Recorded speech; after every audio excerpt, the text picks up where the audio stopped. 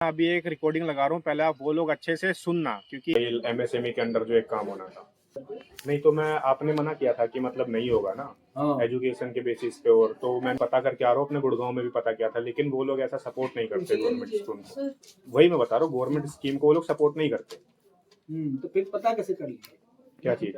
वो एचडीएफसी वाला क्या बताएगा सरकारी नहीं आपने आपका जो केस है ना, आप बिजनेस करेंगे ना तो अप्लाई करिए, बिजनेस नहीं करेंगे, आप यदि जॉब करेंगे तो लोन नहीं हो पाएगा ना।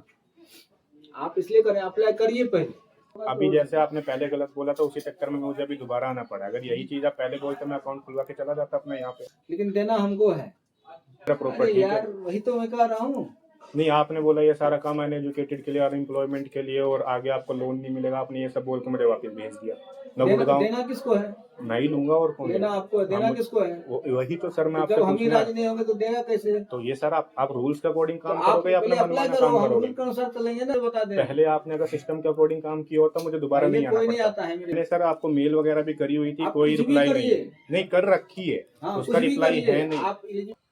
अभी आपने वीडियो में सुना ही होगा कि मेरी और मैनेजर की क्या बात हुई है। इसी मैनेजर की गलती की वजह से अभी मुझे लगभग 600 किलोमीटर दूर दोबारा आना पड़ा, क्योंकि मैं जब पहले आया था तो उसने मुझे गलत इन्फॉर्मेशन दी थी।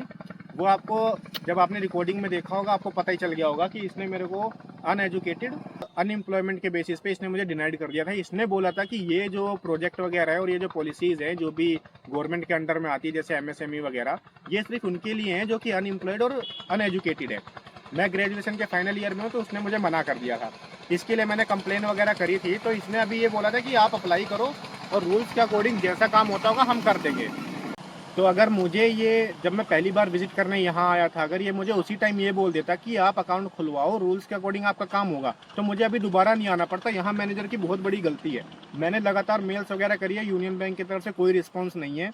अभी 30 दिन बाद अगर ये रिप्लाई नहीं देते हैं तो मैं आरबीआई के अंदर कंप्लेन करूंगा, देखते हैं क्या कुछ होता है। इसमें खाली ये लॉस हो सकता है कि ये मेरी फाइल जो है अपने पर्सनल रीजंस की वजह से रिजेक्ट कर सकते हैं, कि मैंने मतलब कंप्लेन वगैरह करी है, तो मैनेजर इस पर चिढ़ सकता है।